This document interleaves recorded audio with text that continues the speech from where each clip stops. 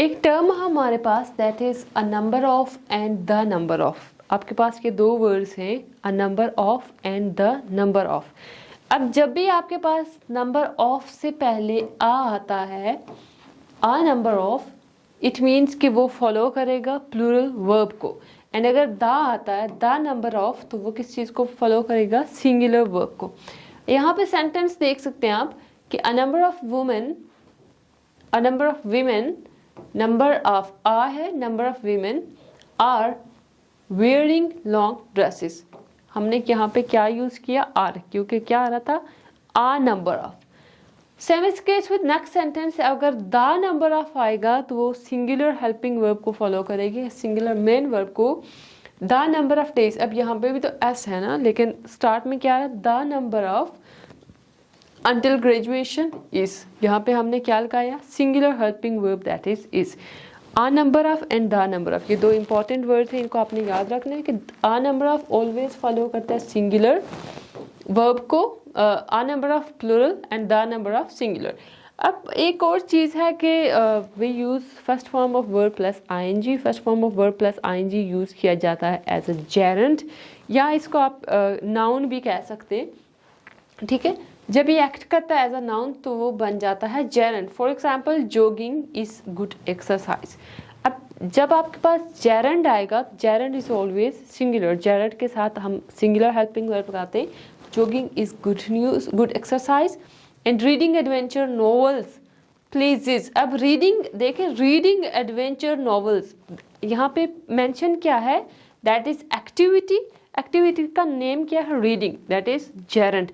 Geraint के according हमने verb लगाया, we will use pleases, singular helping verb. ठीक है, सिंगुलर हमने यूज किया because the main subject is we have gerund. अब उसके अलावा हमारे पास दो वर्ड्स हैं, that is where and there and here. There and here, जब भी आपके पास ये दो वर्ड्स आते हैं तो हम वहाँ पे क्या लगाते हैं? Plural verbs. प्लूरल वर्ब्स आप कैसे लगाएंगे? यहाँ पे देखें, subjects of the expressions using there here a form of the verb be always follow the verb.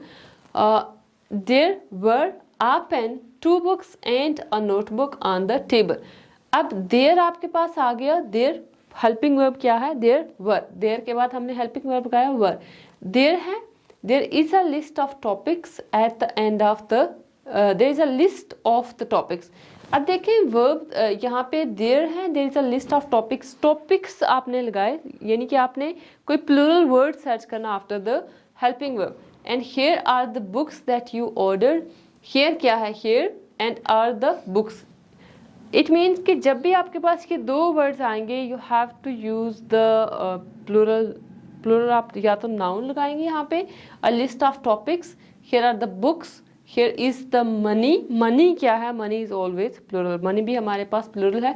Helping verb आप इज लगाएं, आप एम लगाएं, आर लगाएं, या आप सिंगुलर प्लूरल लगाएं, बट उनके बाद जो हमारे पास वर्ड आएगा that will be always plural. वो हमारे पास क्या हो जाएगा? Plural. Here is the money।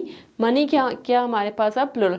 अब आपके पास एक वर्ड है दैट इज वन। वन जब भी आपके पास आता है, this one, so it means कि उसके बाद हम लगाते हैं सिंगुलर हेल्पिंग वर्ब और सिंगुलर वर्ब, जो भी मेन टाइप कैटेगरी है वर्ड की।